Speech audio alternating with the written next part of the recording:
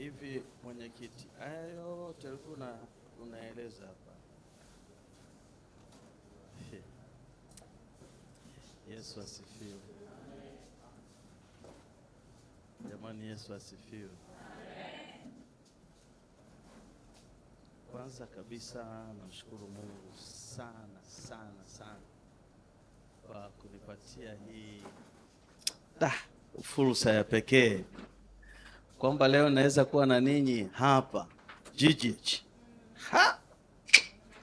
Hii mbona ni fursa ya pekee sana mno sana. Lakini pili, ni shukuru uongozi wa idara kwa kuona vyema tushirikiane wiki hii, Ijumaa hii na labda na Ijumaa zinazokuja mbele, tuangalie mambo ya msingi.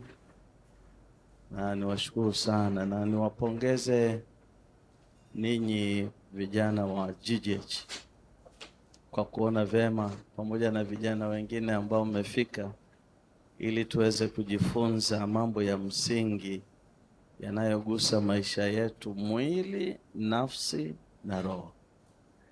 Yesu asifiwe.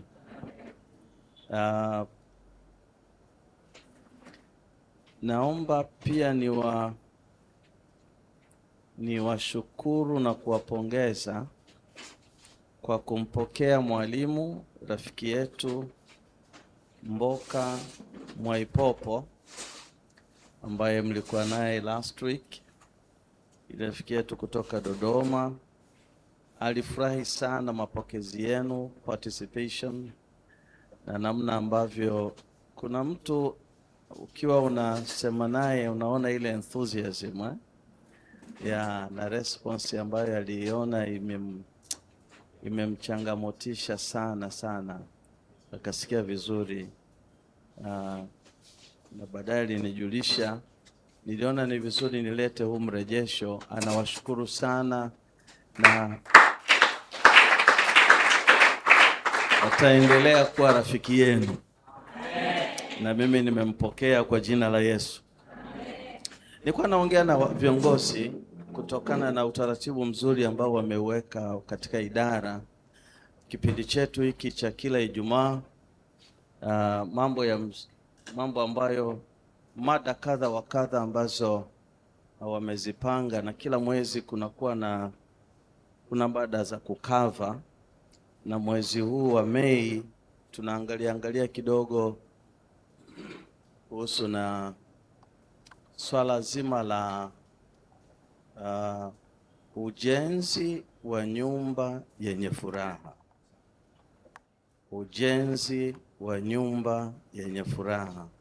Na nikisema nyumba sina maana ya jengo, na maana ya familia. Ujenzi wa nyumba yenye furaha.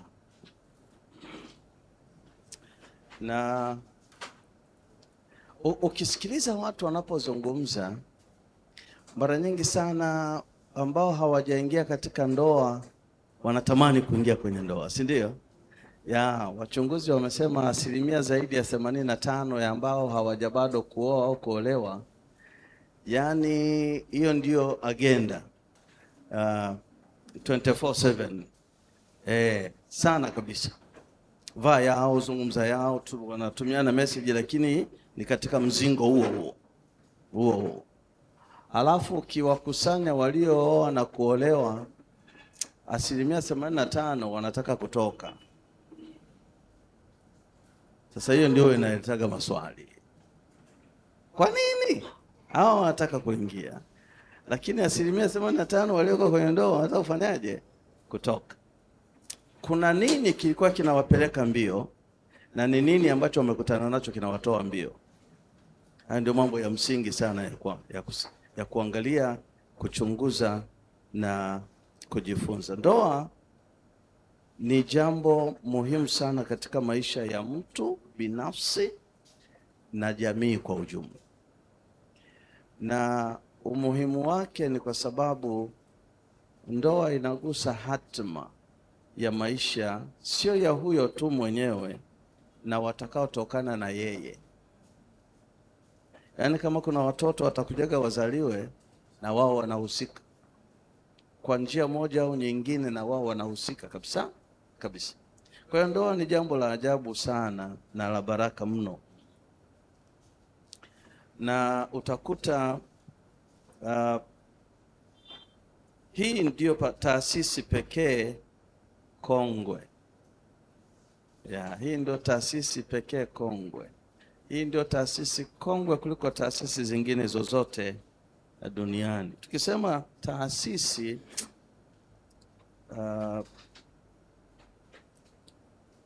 kila taasisi ina utaratibu wake. Kila taasisi ina utaratibu wake na kanuni zake. Kama hukuwa umezielewa, unaweza ukasumbuka, lakini pia ukasumbua. Hii ni taasisi ambayo ina kanuni zake. Ndio maana unakuta kunakuwa na kama kitendawili. Sasa ndoa ni jambo pekee duniani linalovutia sana na linalovunja moyo sana at the same time. Linavutia sana lakini linavunja moyo sana ukikosea. Ni jambo zuri linalopendeza sana, lakini jambo hatari sana ukikosea. Hatari sana. Ni chanzo kikubwa cha furaha ndoa, lakini ni chanzo kikuu cha huzuni pia. Ndoa ni maono yapendezayo sana, lakini ndoto ya usiku sio halisi. Ni ndoto ya usiku sio halisi. Ndoa ni chanzo kikuu cha matumaini, lakini wakati wao ni chanzo kikuu cha hofu kubwa. Ndio maana vijana wakiwa naongea sema kuoa shughuli, na haya maneno ambayo yanakuwa yanatamkwa kwamba ukikosea imekula kwako. Kwa kila mtu yani inakuwa mnajua kinyonga anavyotembea. Kinyonga anatembea, kuna rhythm yake. Yeye ana ile rhythm ni kupata, kukosa, yote ni ya Mungu. Anaweka hapo, yani itakayotokea ni hiyo hiyo. Anaanza tena kupata, kukosa, afa nakanyaga, yote ni ya Mungu. Yani kitakachotokea na kitokee.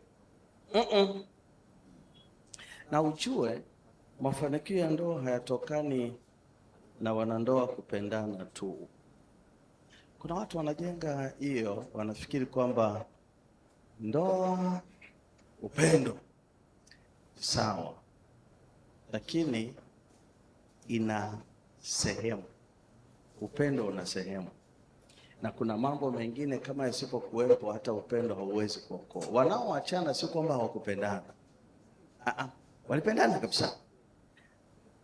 Kuna mambo kadha wa kadha ambayo lazima yawepo katika sehemu yake ili mambo yaweze kuwa sawia. Sasa upendo sio unaotunza ndoa ya watu au kuifanya iwe ya ufanisi na ya kudumu. Sio. Kwa nini? Kwa sababu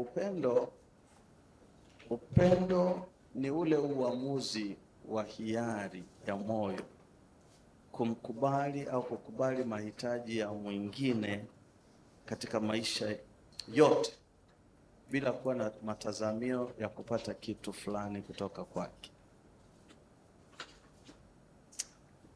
Si kama imekaa vizuri.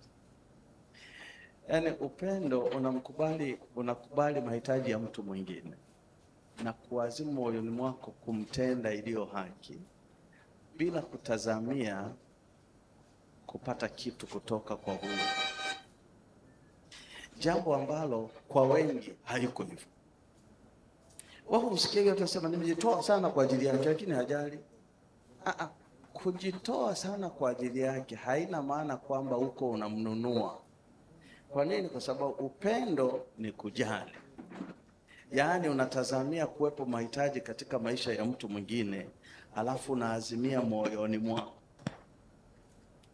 kumsaidia kuyakabili hayo mahitaji, hayo matatizo, hizo changamoto, bila kutazamia kupata kitu fulani kutoka kwake.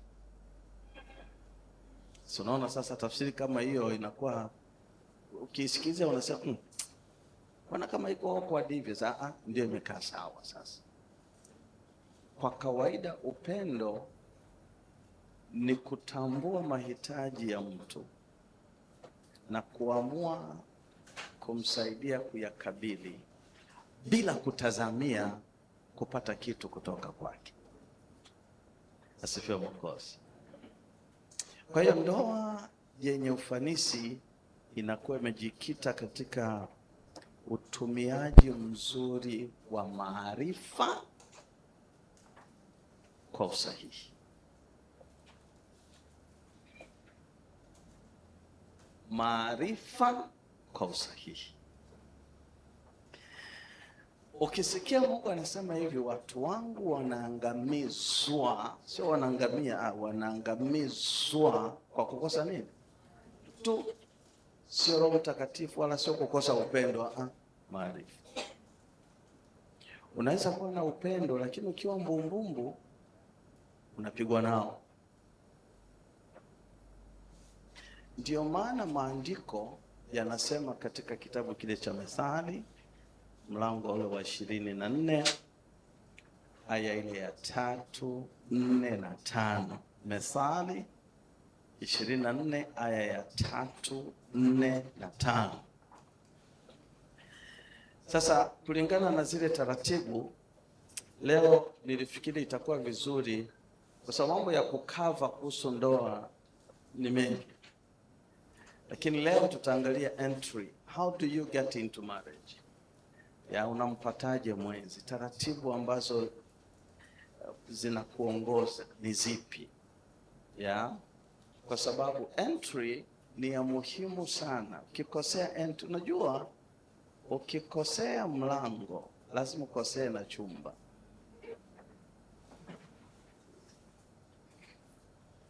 Kwa hiyo lazima entry iwe perfect, iwe proper, iwe right.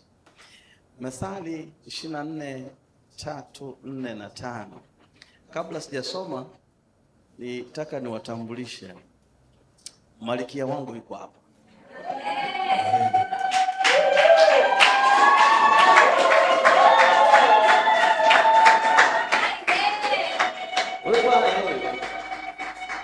Huyu ni rafiki yangu,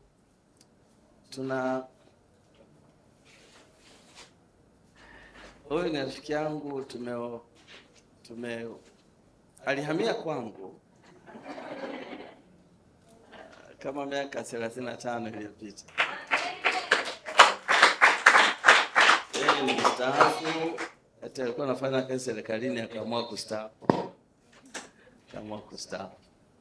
Kwa hiyo kuna mahali pengine tunaweza interchange na mambo kadha wa kadha kukiwa na comment. Asifiwe Yesu. Thank you. Mambo yanatuzunguka nini? Mwokozi Yesu asifiwe. Tusome sasa Methali 24, 3, 4 na 5. Nyumba hujengwa kwa hekima na kwa ufahamu huthibitika, na kwa maarifa vyumba vyake hujazwa vitu vyote vya thamani na vya kupendeza. Mtu mwenye hekima ana nguvu, na mtu wa maarifa huongeza uwezo. Sasa hii text hii iko so rich. Hatuwezi kudadavua yote yaliyomo hapa, lakini angalau tuzungumze mambo matatu. Biblia inapotumia neno nyumba huwa inaweza kuwa jengo au familia, inategemea na context. Sasa hapa anazungumzia familia. Kigeuza hivi unakuta anazungumzia jengo.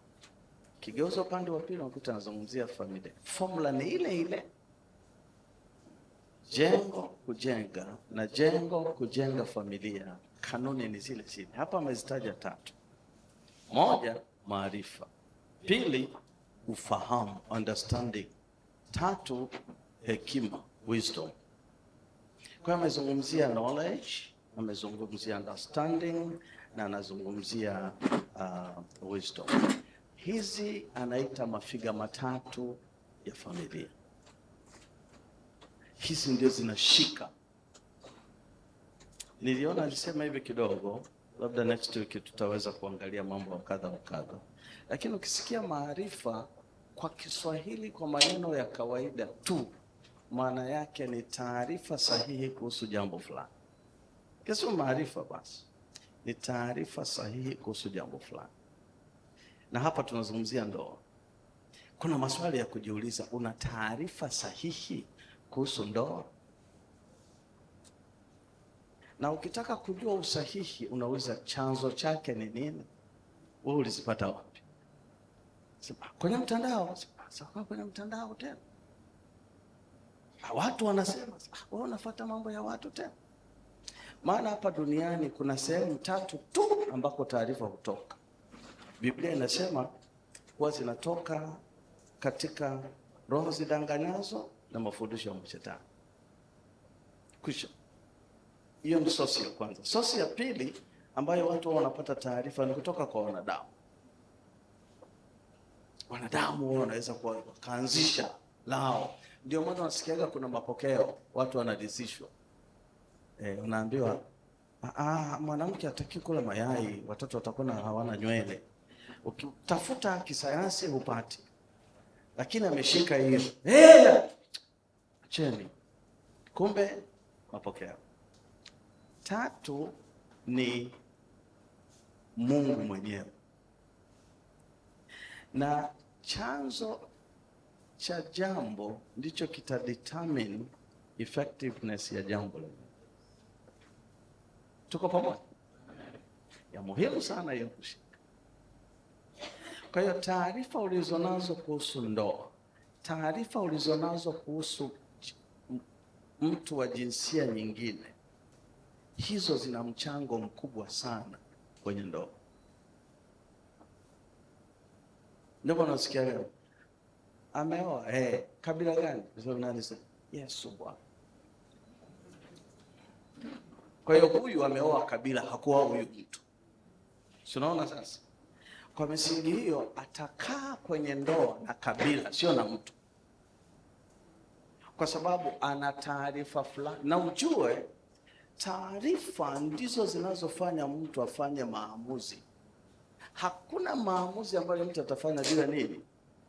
Una taarifa gani? Wanawake wafupi. Bwana wangu. Acha kabisa. Nini sema? Ni hatari, kiburi.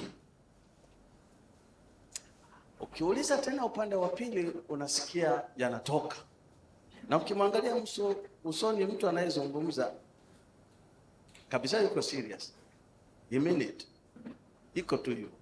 Kumbe ni taarifa alizopata. Sasa unamuuliza, chanzo cha hizo taarifa ni wapi? Ulizipata wapi? Ulizipata wapi? Kumbe unakuja ukuta zingine aliyokuta huko mitaani, zingine kwenye daladala, zingine kwenye boda kwa namsimulia, sema acha kabisa, nimelala nje mimi na wife, lakini nimelala nje. Usione hivi tunateseka sana. Ilikuwa sema wewe acha takusimulia. Kwa hiyo mpaka wafike anaona ndoa ni hatari, sema acha, nimelala nje. Nimelala nje, wewe acha tu. Huyu anashuka kwenye boda, amekwisha kupata taarifa. Anafikiri ni za kufanyia kazi hizo. Kumbe mtu yuko analeta masahibu yake, changamoto zake, sio za ndoa. Kwa nini? Kwa sababu ndoa yenyewe huwa haina shida, ila wale wanaoingia humo sasa ndio wanakujaga na shida zao.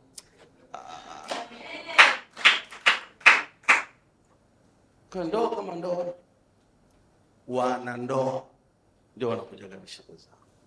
Sasa lazima ucheki ujue, na ukitaka kuwa salama kila kitu, tafuta support ya neno la Mungu tu,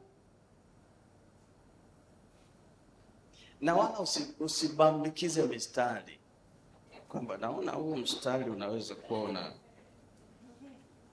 si naona ulivyokaa, nasema jichagulie unaowataka, si unacheki.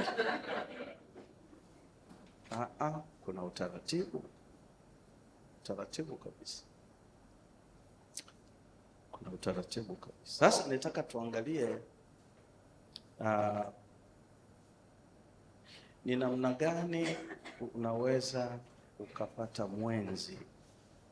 Ni njia zipi ambazo Mungu ameziweka bayana katika neno lake ili uweze kupata mwenzi.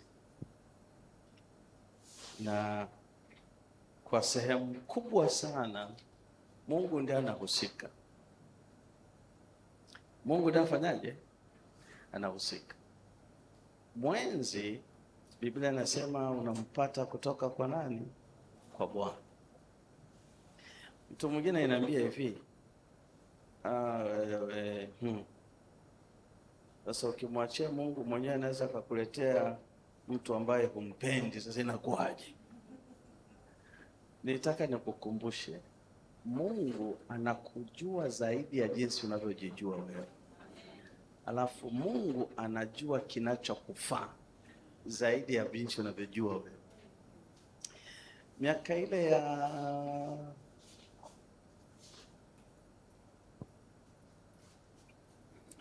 89 juzi hapa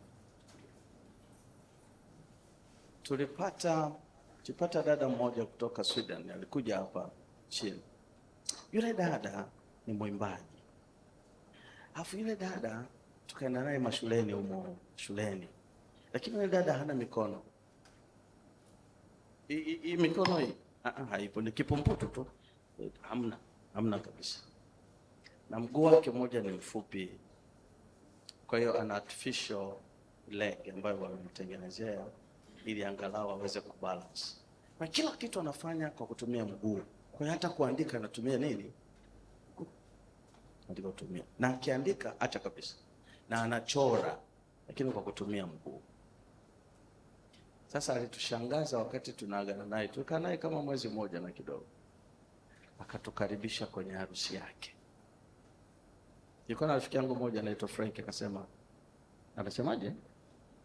Ndio muuliza, anasema, umesemaje? Anasema, nawakaribisha kwenye harusi yangu.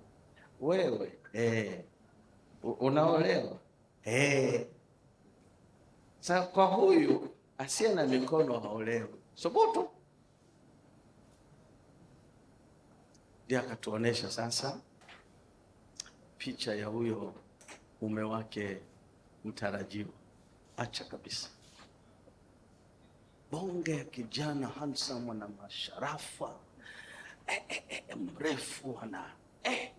Huyo ndio anasema ukimwangalia huyu na huyu. Haya. Jambo la kwanza ambalo litakuongoza kupata mwenzi. Moja, Mungu atashirikiana na wewe kukupatia mwenzi kwa wakati unaofaa. Mungu atashirikiana na wewe kupata mwenzi kwa wakati unaofaa. Anayejua wakati unaofaa ni yeye. Narudia tena. Anayejua wakati unaofaa wewe kupata mwenzi ni yeye. Asifiwe Yesu. Sasa anachokifanya Mungu anashirikiana na wewe. Ndiyo maana hutakiwi kupoteza muda kutafuta unachopewa, ila tumia muda mwingi kutafuta anayekupa.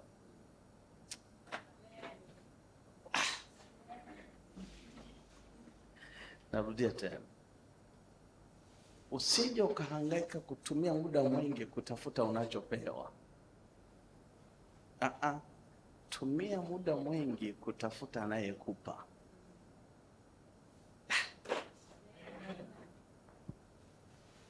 Mimi wakati bado hatujaonana na huyu nilikuwa nazunguka vyuo shule hapa nchini, nilikuwa na box kubwa limejaa barua. Kaka, unagusa moyo wangu sana, na mimi nilikuwa naomba nipate mtumishi. Yaani ulipotokea tu wakati unaimba nikasikia ndani hiyo ipo hapo, na attach picha ili ujue mwandishi ni nani. Ziko hapo nyingi tu. Mungu atashirikiana na wewe. Ukisoma kitabu cha Mwanzo mlango wa 2 aya ya 19 mpaka 22. Mwanzo mlango wa 2 aya ya 19 mpaka 22. Si mtu mmoja anaweza akatusomea hiyo?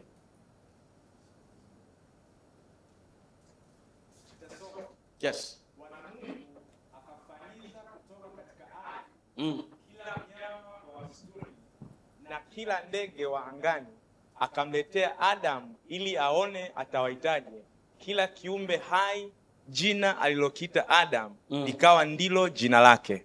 Amen. Msoma mpaka wapi sasa? Mpaka 22. Adamu akawapa majina yao kila mnyama wa kufugwa na ndege wa angani na kila mnyama wa mwituni, lakini hakuonekana wa kumsaidia Adamu aliyefanana naye. Bwana Mungu akamletea Adamu usingizi mzito, naye akalala. Kisha akatoa ubavu wake mmoja, akafunika nyama mahala pake. Na ule ubavu alioutoa katika Adamu, Bwana Mungu akaufanya mwanamke, akamleta kwa Adamu. Endelea sasa. Adamu akasema, sasa huyu ni mfupa katika mifupa yangu. Hiyo ni 23 hiyo. Si ndio? Ndio. Adamu akasema, sasa huyu ni mfupa katika mifupa yangu. Anasema hivyo ni nani? Adamu. Na nyama katika nyama yangu. Basi ataitwa mwanamke, kwa maana ametwaliwa katika mwanamume. Swali ni hili. Aliyefinyanga huyu ni Mungu, si ndio? Akamleta mbele. Huyu alijuaje? Mpaka anaanza kusema huyu ni nyama katika. Alijuaje?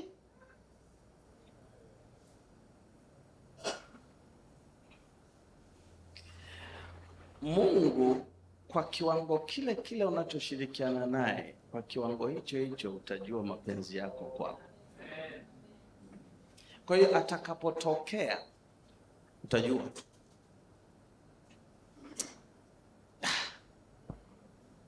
Nasema hivi, utajua.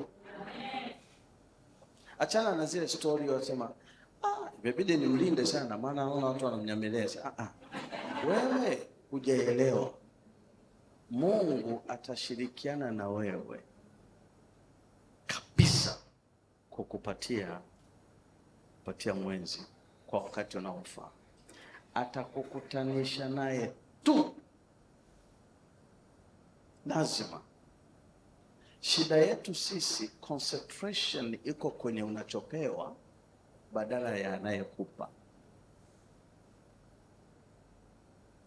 Ndio shida. Kwa sababu kama unatumia muda mwingi kusema na Mungu, sio kwa ajili ya mwenzi, kuwa na uhusiano na Mungu. Una uhakika siku ulipomwambia Mungu, nisaidie huu mtihani nifaulu, na unisemeshe tena, nitumie malaika wanizungumzishe, wanikumbushe mahali niliposahau. Una maushahidi mengi sana. Siku Mungu akikusemesha kwamba huyu, utaelewa. Lakini unatoka from nowhere, unaanza kuambia Baba nipatie. Hata akikupatia hutaelewa. Huna uzoefu. Wakati watu wanasema Mungu akanijibu, wewe huna majawabu. Nilikuwa nafundishwa na mzee mmoja, sasa nadhani amefariki, Yonggi Cho kule Korea. Aliandika mambo fulani hivi nikayashika sana. Napomwambia Mungu usimwambie tu naomba basikeli. Weka details. Basikeli ziko nyingi. Unataka ile ya breki za miguuni au unataka namna gani? Unataka ya rangi gani? Unataka ya muundo gani? Unataka ya kampuni gani? Hizo details. Ili atakapokuletea utajua ndio. Lakini sasa kwa mwenzi, yeye anajua hata kabla hujamwambia. Huwezi kumwambia baba. Tulikuwa tunafundishwa na mtu mmoja zamani kabla huyu hajaja. Alikuwa anatufundisha, anasema usiende mbele za Bwana mikono mitupu. Umesikia kitu? Usiende mbele za Bwana nini? Mikono mitupu. Kwa hiyo anasema orodhesha wale ambao wamekugusa moyo. Orodhesha 15, 20, 30, usiende mbele za Bwana mikono. Orodhesha. Kwa hiyo wakiwa 30, afu nampelekea baba.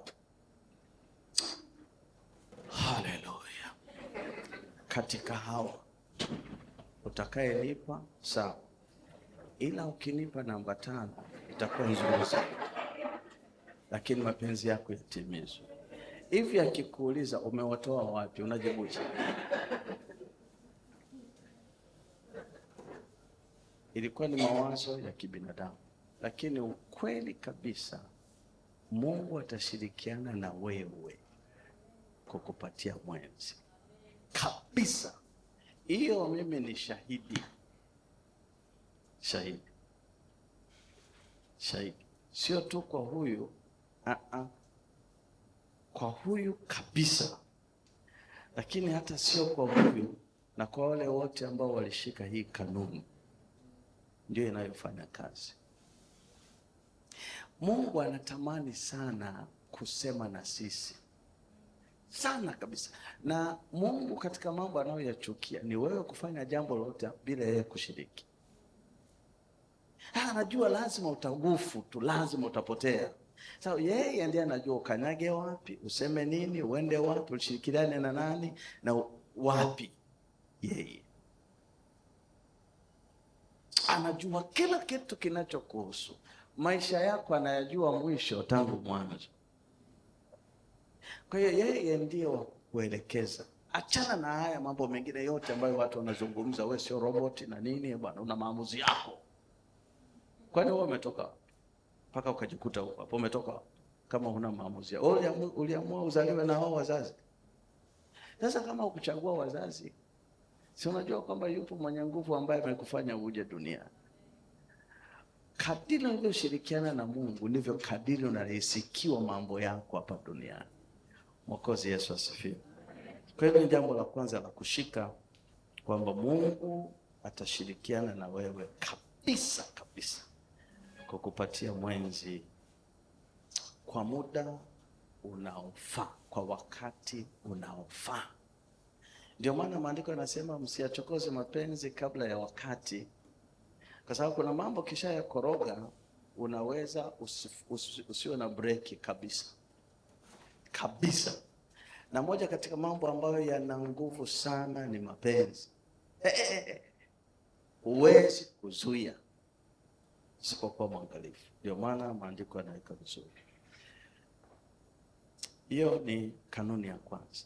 Kanuni ya pili, mwenzi wako lazima awe na imani kama yako, yaani Mkristo aliyeokoka. Ikiwa na wewe umeokoka, mwenzi wako lazima awe na imani kama yako, Mkristo aliyeokoka. Ikiwa na wewe umefanyaje? Umeokoka. Kwa nini? Maandiko yameweka bayana. Kuna mistari mingi, lakini leo tutasoma michache. Wakorintho wa pili mlango wa 6 aya ya 14 mpaka 16. Wakorintho wa pili mlango wa 6 aya ya 14 mpaka 16. Anasema msifungiwe nira pamoja na wasioamini kwa jinsi isivyo sawa sawa. Kumbe kuna jinsi ambayo ni sawa sawa. Oh yes. Alafu anaendelea, kwa maana pana urafiki gani kati ya haki na uasi? Sinasikia? Yeah. Tena pana shirika gani kati ya nuru na giza? Sinasikia? Tena pana ulinganifu gani kati ya Kristo na Barieri? Au yeye aaminie ana sehemu gani pamoja na yeye asiyeamini? 16. Tena pana mapatano gani kati ya hekalu la Mungu na sanamu? Kwa maana sisi tu hekalu la Mungu aliye hai, kama Mungu alivyosema ya kwamba nitakaa ndani yao na kati yao nitatembea, nami nitakuwa Mungu wao nao watakuwa watu wangu. Kile point iko pale, aaminie na asiyeamini. Usiniambia ni mwefupisti, usiniambia na shiriki meza ya Bwana, ameokoka. Kuna watu tumewabatiza lakini hawaja Yesu bado. Na katika haya makanisa ya kiroho lazima uwe mwangalifu. Ndio maana ningetamani sana, unajua tunaojifunza inabidi niyazungumze, lakini kungekuwa na teknolojia ambayo na wadunga tu sindano afu naenda nyumbani, ingenirahisishia sana, ili nihakikishe haya unaondoka nayo yote bila kupungua hata moja. Sasa itakusaidia sana. Sasa haya ni halisi, lakini sasa hiyo teknolojia haiko, lazima tuzungumze tu. Kuna mwingine hivi nazungumza anasema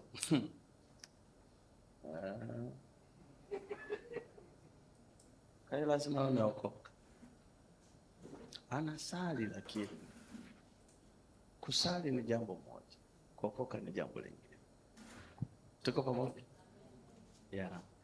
Uhakikishe kabisa mwenzi wako awe na imani kama yako, ikiwa na wewe umeokoka. Kwa nini? Kwa sababu unapokuwa umeokoka halafu ukaenda kuoana na asiyeokoka kwa maelekezo ambayo umejipa mwenyewe, inaitwa uasi. Yeye alishatoa maelekezo, kazi yako wewe kufanyaje? Kufuata. Ukifanya kinyume, Mungu hakulazimishi, ila utavuna unachopanda. Hiyo yenyewe ni lazima. Hii ni lazima. Kwa hiyo awe mtu wa imani kama yako, Mkristo aliyeokoka kabisa, kama wewe umeokoka. Ikiwa umeokoka, awe aliyeokoka. Maana giza na nuru hawawezi wakafungiwa nira pamoja. Hawawezi. Zimekuwepo ajali za kutosha sana. Dada mmoja tulikuwa naye kwa mashuleni miaka hiyo, tulikuwa naye kwenye timu ya injili na kwa safsa. Halafu akawepo kaka mmoja tena kwenye timu, akasema ameoneshwa.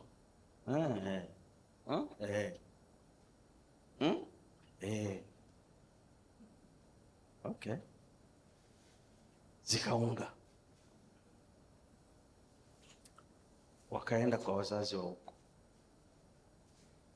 Wazazi wa kijana wakawa wanasubiria, lakini kijana ameshatoa taarifa, Bwana amenipa. Sawa. Subiri. Huyu binti alipoenda kule kwao, kaka hivi, wazazi walikuwa ni watu wenye uwezo fulani hivi, wana uwezo, alafu kwenye jamii wana nafasi kubwa. Wakakaa kikao. Kuna kijana mmoja anafanya kazi kwenye shirika fulani, akapata scholarship ya kwenda Amerika. Wakasema, unasikia wewe una akili, mume huyo hapo. Lakini sasa sikiliza, wewe una akili. Sasa hawa ni ukoo na hivi, Sasa unasoma la nani? Hata ukitumia akili ya kawaida unaenda lakini usoma mkirudi unaendelea kusema ndio maisha. Ndio maisha. Sasa kiangalia wote ni kama sema kabisa. Yaani hapo Mungu amejibu. Si akaenda. Unajua kuna watu anakuwa anawaza vitu. Hawazi maisha, anawaza nini? Vitu. Na vitu vinaweza vikapatikana kwa njia nyingi. Kuna kuzurumu, kuna kunyonga, kuna kuiba. Vyote mtu anakuwa navyo. Nisomaga na mtu mmoja yeye hesabu kabisa. Yaani darasani kwetu hesabu wote walijua, hata walimu walijua kwamba huyu yeye tumhurumie. Maana kupata 5 kwa 100 ni kawaida. Siku akipata 15, 18, mbona anaweka karatasi kwenye meza ili watu wote wao wanaona? Sasa kuna siku alizikumuta 86. Unasikia? Mpaka mwalimu aliguna. Akaja akatugawia karatasi. Hii ya mwisho ni ya huyo. Akasema, na wewe kabisa. Alafu akataja na hizo 86. Unafanyaje? Akasema hatulali. Hatulali. Aliposema hatulali, mwalimu akasema ye kweli. Akamwambia njoo. Kumbe hapa maswali yapo na majawabu yapo. Katikati hapa alipataje? Kumbe si kwenye mtihani wa mwisho wa mwaka alikaa na anayeziona. Alikuwa akipiga jicho anahamisha majibu haya. Maana walikuwa wanaita kugandamizia. Akipiga hivi anahama nayo 4 anabandika. Afa anafanya kama anafikiri sana. Anayauliza macho kama yameelewa vizuri. Afa anapiga tena anahamisha mengine 4. 86. Alipopeleka ofisini akamwambia sasa umeonesha majibu. Weka sasa njia. Ulipataje? Masaa 2. Hakuna majawabu. Kabisa palibakia vile vile. Sasa kuna watu wanaweza kukuta wana vitu, waulize wale vipataje sasa. Wanalo. Kwa hiyo usishabikie sana vitu na wala usishabikie watu wenye vitu. Kwa dunia ya sasa utapotea haraka sana. Sana kabisa. Na majuto anakuwa mjukuu. Tuende kanuni ya 3. Kanuni ya 3, utafute mwongozo wa Mungu kwa njia ya maombi ili akuongoze kwa mtu anayefaa kuoana na wewe. Utafute mwongozo wa Mungu kwa njia ya maombi ili akuongoze kwa mtu anayefaa kuoana naye. Na itafaa maombi ya kufunga na kuomba. Maombi ya kufunga na kuomba. Mwanzo mlango ule wa 24 utaanzia tu mlango ule wa aya ya 6 mpaka mwisho wa hiyo sura. Hiyo sura yote wewe, hiyo ni assignment yako. Mwanzo mlango wa 24 kuanzia aya ile ya 6 mpaka mwisho wa hiyo sura. Hiyo mistari yote hiyo ni assignment yako, utasoma. Lakini kikubwa sana hapa ni maombi. Hapo utasoma, utakuta kuna mifano jinsi Mungu alivyomuongoza mtu wake kupata mwenzi. Yesu asifiwe. Kwa hiyo ufanye hiyo. Muhimu sana. Kwa nini maombi? Ni kwa sababu anayekupa ni yeye. Anajua kabisa. Iko hivi. Wewe hivyo ulivyo, ndani yako Mungu ametia kusudi unalokuja kulitumikia duniani. Tuko pamoja? Kwa hiyo Mungu anakukutanisha na kukuambatanisha na mtu ambaye mtaweza kusaidiana kulitimiliza hilo kusudi. Na utakuja kugundua kwamba kusudi ambalo liko ndani ya mwanaume, mwanamke anakuja kusaidia ili litimilike. Ndio maana anaitwa msaidizi. Anaweza kuwa ndani yake kuna vitu Mungu ameweka ni sahihi kabisa. ni kazi ya huyu kumsaidia na yeye kuchanua yale ambayo Mungu ametia ndani yake, lakini huyu analetwa purposely kusaidia. Ndio maana helper lazima uwe na uwezo mkubwa kuliko helpee. Ndio maana unakuta wanaume, kwa sababu ya mapokeo, mwanaume kuoana na mwanamke ambaye ana elimu zaidi yake, ana kipato kikubwa zaidi yake, wanaume wao wanadochi, sema atasumbua sana sumbua. Kumbe na huyu kama hakufundishwa atasumbua, kwa sababu kila alicho nacho ni kwa ajili ya kusaidia. Ndio maana maandiko yanasema wawili hawawezi kutembea pamoja pasina nini? Lazima wapatane. How do you complement each other? Kwa hiyo shida iko kwa hawa wanandoa, sio ndoa. Ukiomba Mungu, maana yake unampa uhalali wa kufanya yale mapenzi yake kwako. Yesu asifiwe. Ndio maana hakuna mtu anayepaswa kuchagulia mtu. Awe baba, awe pastor, au nani. Hata nikioneshwa, mimi sikukwambia kwamba katika jina la Yesu, katika jina la Yesu. Nilipokuwa kwenye maombi siku 7, Bwana alinionyesha. Hakuna hiyo kitu. Na hata nikitokea nikakwambia hivyo, naambia pastor asante, ila nitaenda nimuulize huyu aliyekuonesha wewe, na mimi nitaenda nimuulize. Ndio maana ni muhimu sana sana upate muda wa kukaa na Mungu sana. Na kule hatuombi mchumba, unaomba kama ni mume ni mume, kama ni mke nini mke. Hakunaga mchumba. Sharibu tena. Hakunaga mchumba. Ukisoma maandiko hakuna, achana na hizi tafsiri zingine sasa hivi maandiko. Sababu uchumba ni kile kipindi cha tangu mmepatana mpaka mtakapokuja kukamilisha. Sasa mkishapatana ndio yenu na iwe kuja. Ndio maana hakuna uchumba. Uombe mwongozo kwa Mungu kwa njia ya maombi. Mungu akuongoze kabisa.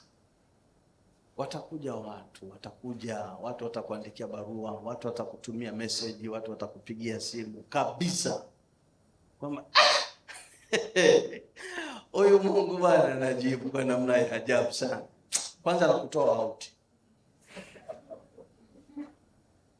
nakupeleka mahali hivi hujawahi kwenda, analipa hapo. Kama moyo wako ni mwepesi,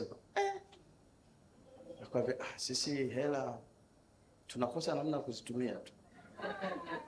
Zipo. Ikiwa wewe hujui na huna stand, huna msimamo, mbona unayumba? Yumba. Ukishakuwa na mwongozo, Mungu atakusemesha tu. Kwa kila anayekuja unampeleka. Huyu umemleta wewe? Na mimi ningeshangaa. Akija mwingine, kuna watu wanakujaga sio polepole. Anakutuni akiona wewe ni mtu unakaa unapenda sana mambo ya Roho Mtakatifu na nini. Mbona hiyo rahisi? Halafu kwa wapendwa, kunena kwa lugha. Si mradi haijulikani ni lugha gani. Sasa unashindwaje mfano? Afu kila kitaka kufanya kitu sema tuombe. Kumbe na kuteka. Yeye mwenyewe basi sio mwombaji.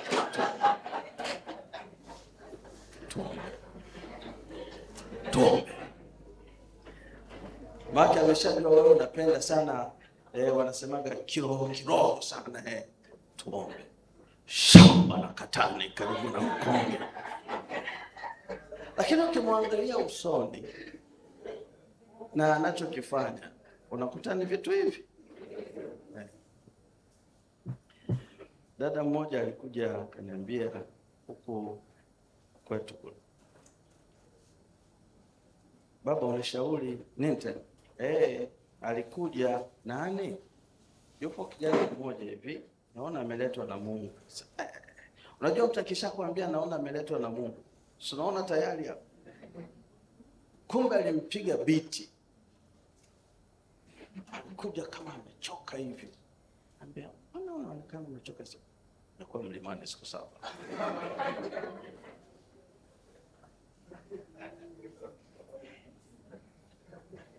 Libidi nimbane Mungu. Hivi wewe wa miguu miwili unaweza kumbana Mungu? Wewe utafute mwongozo wa maombi kwa Mungu kabisa, iwe ni tabia yako. Kuna kuomba na kuna kuomba. Sasa uombe.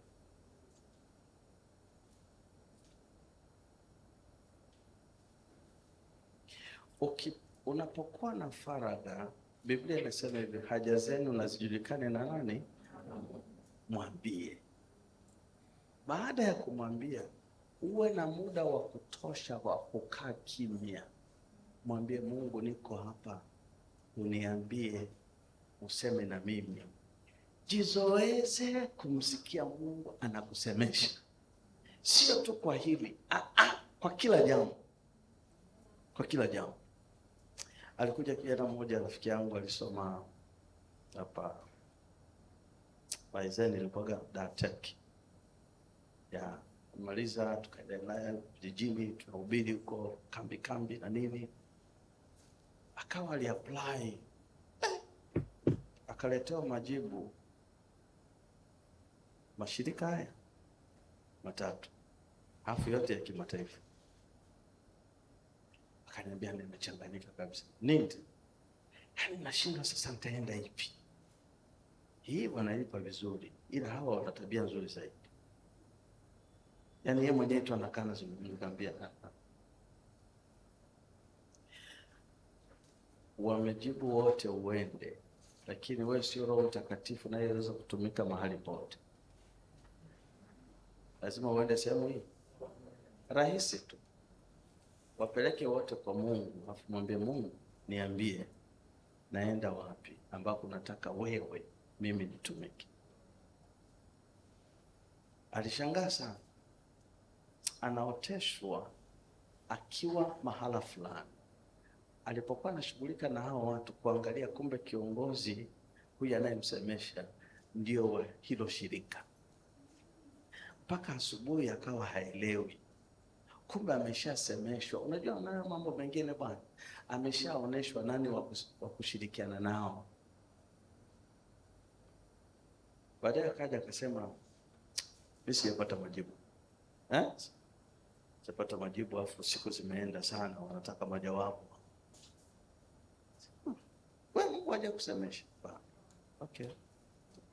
Mungu haja kusemesha. Nikasikia tumuulize hajaoteshwa.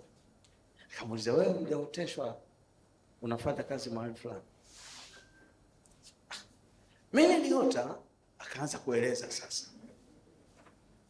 Ndio akili yake inafunguka. Akajua. Sasa ndiye akaanza kuelewa vizuri sana. Na yale mazingira na mambo aliyokuwa anafanya na mambo aliyokuwa anazungumza naye. Kumbe ndio kazi atakayoenda kufanya, mambo ya logistics. Alipowajibu hao, akaenda kufanya nao kazi. Sasa ukiwa na uzoefu wa mambo ya kawaida, linapofika swala hili akikusemesha utajua. Tuko pamoja?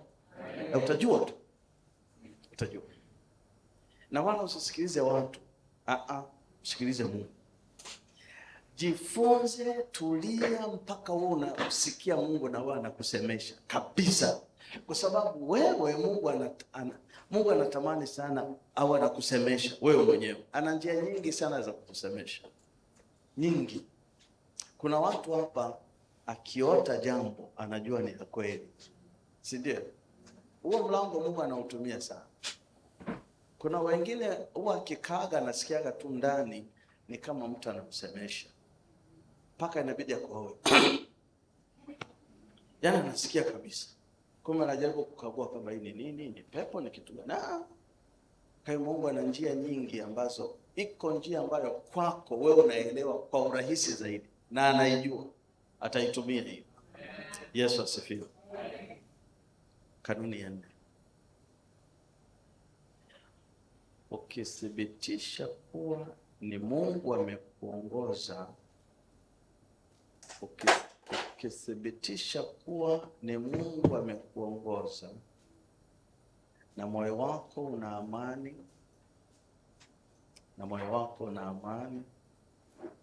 basi fanya uamuzi wa kuoana na huyo mtu. Ukithibitisha kuwa ni Mungu amekuongoza na moyoni mwako una amani, basi fanya uamuzi wa kuoana naye mtu. Fanya uamuzi wa kuoana na huyo mtu. Kuna namna fulani moyo wako utakuwa na ushahidi. Asifiwe Yesu. Kuna mtu anaenda kuolewa lakini moyoni hana ushahidi. Nilipata kisa kimoja. Huyu ni rafiki yetu, ila sitamtaja jina, na kwa bahati nzuri haishi hapa nchini. Walikuja huko kanisani kwetu zamani, kuja kanisani kwetu. Mimi nashughulika na vijana, tulikuwa na mama. Walikuja, tulikuwa mkutano wa Injili. Kijana mmoja kwenye hiyo kundi la waimbaji siku ilikuwa ni ibada, kama leo ni Ijumaa, ile ilikuwa Jumatano. No. Ilikuwa Jumatano. Na mkutano ulikuwa unaanza Alhamisi kwa Jumatano, ibada ya Jumatano. Sasa aliyekuwa anaongoza ibada hapa, mdada wetu mmoja hivi. Huyu kaka alipomkata jicho kaona si huyu hapa. Kesho yake asubuhi tunaenda kwenye uwanja kujenga hivi na kurekebisha majukwaa na nini. Yule kaka akanifuata, pastor. Na sijawa pastor hapo. Pastor, ndio. Mimi nimekuwa nafundisha sana kwenye kambi. Pastor, naomba usikize vizuri. Ndio. Hili ni jambo la muhimu sana. Ndio. Naomba uwe makini.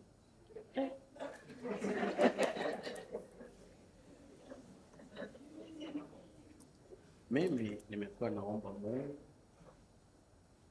anipe mwenzi sawa. Lakini shangaa sana, jana tulipokuwa kwenye ibada ndipo Mungu alinisemesha. Yule dada aliyekuwa anaongoza. Sasa huyo dada alikuwa anaongoza ameshalipewa mahali, ujue. Nikamwambia shindwa kabisa.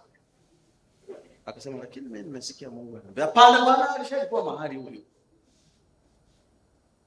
Sema sawa. Nikamwambia tena tusisikie.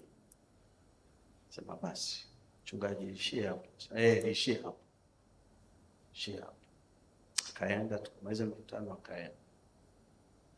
Huyu dada hajui na yule kaka ameenda. Wakatangaza, si ile wanatangaza baada wiki 3 ya wakatangaza hiyo. Tulipotangaza ile ndoa hiyo Jumapili, hiyo wiki iliyofuata hiyo dada akapotea. Miezi 3. watu watafuta, alienda wapi? Yuko wapi? Hamna. Wameulizia kote kote wanakouliza, wakasumbuka sana kabisa.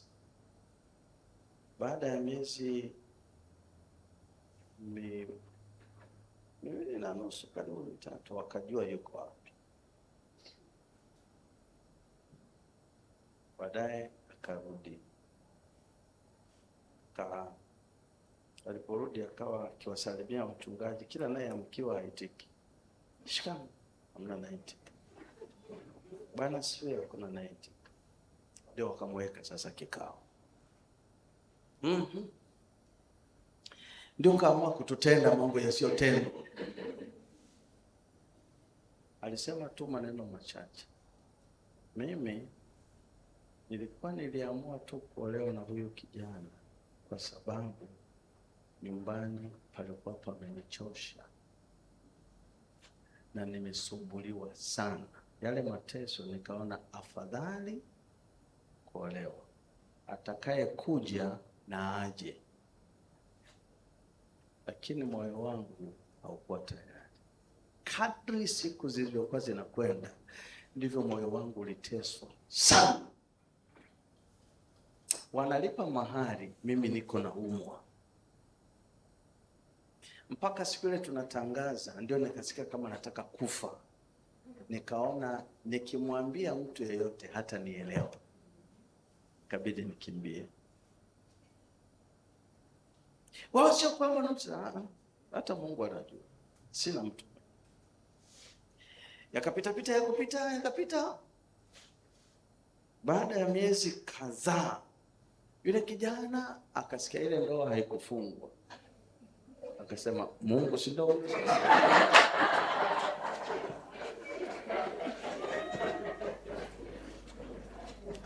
Akapiga simu. Pastor, nilikuwa nasumia akasema, habari za siku nyingi sasa, salama. Akaeleza hapa, anazungumza mambo ya huduma nini. Baadaye akauliza, nasikia yule dada hajaolewa. Nikamwambia, umezitoa wapi? Lakini ukweli ni kwamba huyu hakuwa amethibitisha moyoni mwake kwamba anaongozwa kuolewa na. Kulikuwa na circumstances ambazo zilikuwa zinamlazimisha atoke kwao. Na hizo kesi zipo nyingi sana. Kitu ambacho ni makosa kabisa. Kwa lazima uthibitishe kuwa Mungu amekuongoza na moyo wako una amani kabisa, ndipo ufanye uamuzi. Yesu asifiwe. Tunazungumza tu namna hii taratibu. Lakini hizi ndio kanuni. Ikikuponyoka umeenda. 5. Chukua hatua ya kwenda kumpasha habari huyo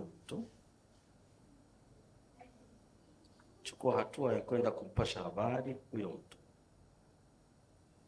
Uende wewe mwenyewe, usitume mtu mwingine kwa niaba yako.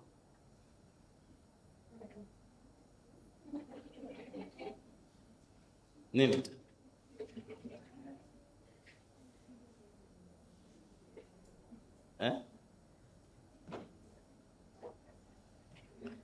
Mbona mnaanza kunizoea ndugu zangu? Wende mwenyewe. Usitume mtu. Kwenye makanisa yetu tumekuwa na experience. Huko nyuma ilikuwa makanisa yetu kuna mengine yamekuwa na mapokeo na hivi. Naambia ukiona binti huko kanisani lazima ukamwone mchungaji. Alafu akusikilize, apime kiroho chako. Alafu yeye ndiye anaenda kumwambia. Ndio, hata barua inakuwa wazi. Anaisoma, anasema, sasa mbona mpenzi zimekuwa nyingi sana? Kafute hii. Alafu yeye sasa ndiye anaipeleka. Anaanza kwa maombi kule. Anasema kuna kijana ambaye hata sisi roho zetu zinaridhika. Wao ufanyaje hiyo? Kaya mambo haya yamekuwa yanaleta shida sana. Huyu alipoenda akapata tatizo, akasema wachungaji walidanganya, kwa lazima uende mwenyewe. Sasa hapa huwa kuna kikorokocho, wadada huwa wanauliza, sasa kama mimi nimeoneshwa, Mungu amenisemesha kwa huyu kaka, naenda kumwambia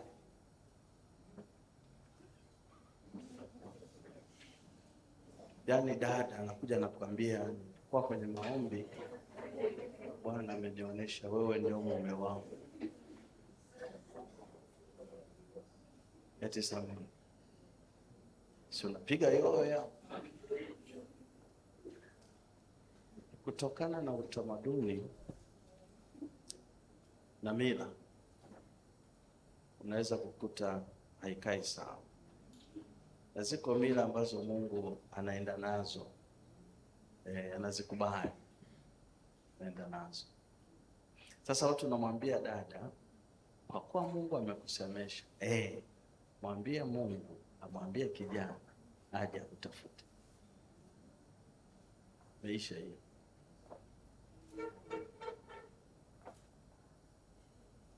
Mwambie Mungu amwambie kijana aje akutafute. Hii imeisha. Mungu ana njia zote.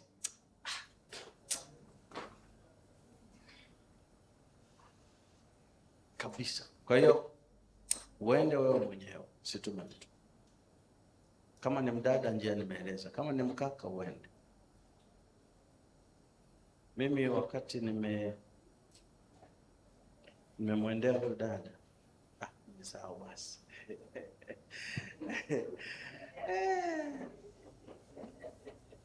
Niseme nisiseme? Niseme nisiseme? Subutu.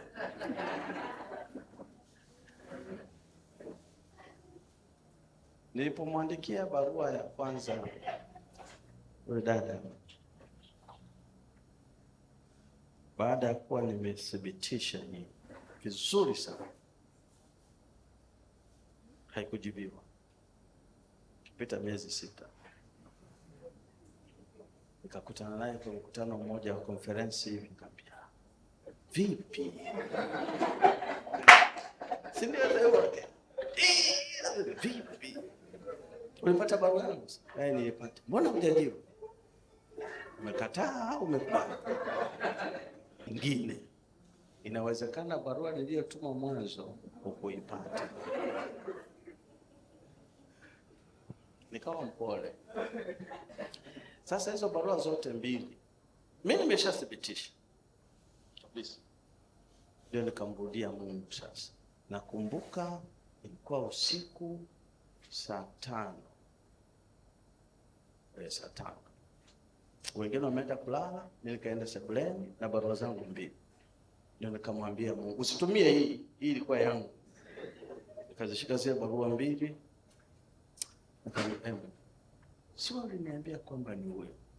Cheki majawabu. Angalia haya majibu, uone kama ni vizuri. Nikatoka nje, kazichoma moto, nikamwambia huu moshi kuletee salama. Na sitasema na mtu tena. Basi kaendelea shughuli zangu, miezi ikapita. Mwaka huo kalani. Ndio nikaona kabarua kakaja. Rejea barua yako ile. Msimuone hivi. Ile. Sasa ndipo nikamfuata mahali nilikwambia.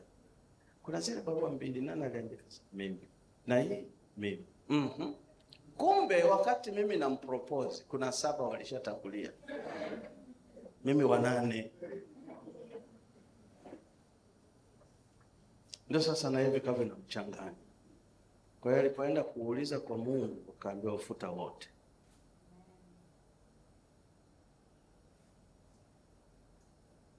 Yule ambaye atakujibu, huyo ndio ninakupa.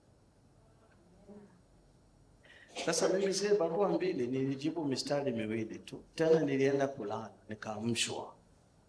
Umjibu, unajibu nini? Amka umjibu. Unajibu nini? Mpaka tuliokuwa naye akanisa, mbona unaongea peke yako? Kana anaandika mistari miwili akapata. Na hapo kabarua na Kenya akakaa nako miezi. Kumbe yuko anasubiria aone kakija na kabarua kingine katika wale 7 ambao sikuwahi kuwajua mpaka leo. Nimejaribu kumnunulia vitenge na kupeleka auti. Nidokeze basi ni akina nani hawa? Sanduku alifunga kabisa. Point ni kwamba chukua hatua, uende wewe mwenyewe, usitume mtu mwingine. Asifiwe Yesu. 6. Wajulishe viongozi wako wenye ukomavu katika mambo ya kiroho ili wakupatia ushauri unaohitajika. Wajulishe viongozi wako wenye ukomavu wa kiroho wakupatia ushauri unaohitajika. Kwa nini? Kwa sababu Methali ya 11 aya ya 14, Methali 11 ya 14 anasema, pasipo mashauri taifa huanguka, bali kwa wingi wa washauri huja wokovu. Bali kwa wingi wa washauri, sio kwa wingi wa ushauri, kwa wingi wa washauri huja wokovu. Wajibu wao ni kukushauri tu na sio kukufanyia maamuzi. Maamuzi ni ya kwako, wanakushauri. Sasa hapa huwa kuna mtego. Usimpelekee mtu jambo lako bila kuwa umeuliza Mungu kwanza, niende kwa nani? Si niwaelezee. Yaani pata faragha na Mungu, mwambie hili jambo naweza kumshirikisha nani? Yeye ndiye akwambie nenda kwa yule. Sio kila mtu anahusika kwenye jambo lako, na sio kila anayenena kwa lugha anahusika kwenye hilo jambo lako.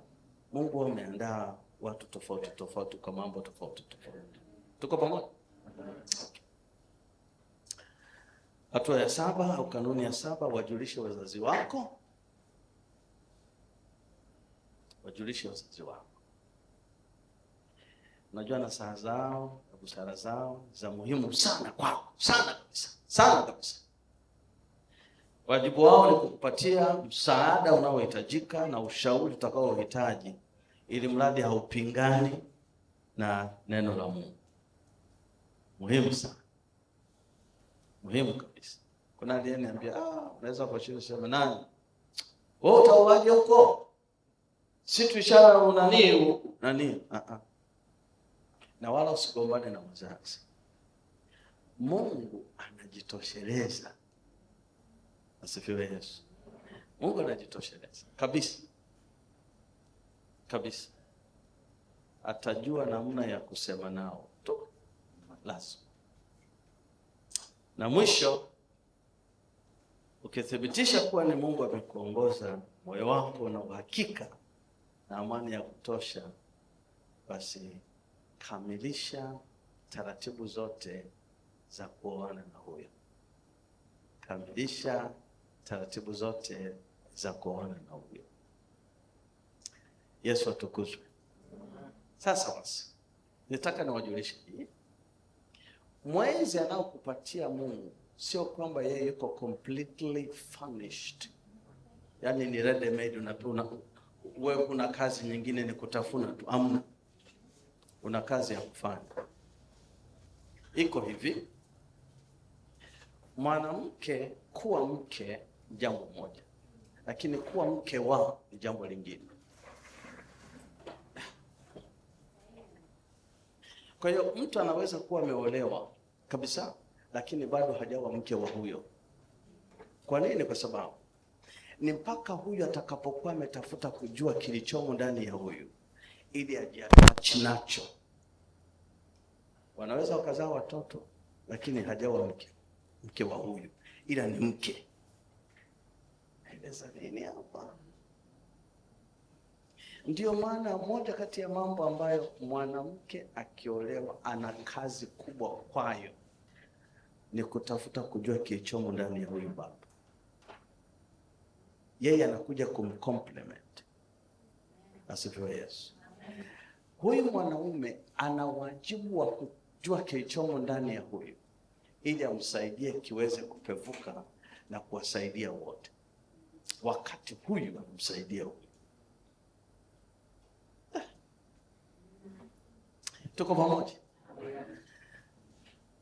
Sasa kwa sababu 1:30 mpaka 3 huwa sio muda mrefu sana, tupokee maswali.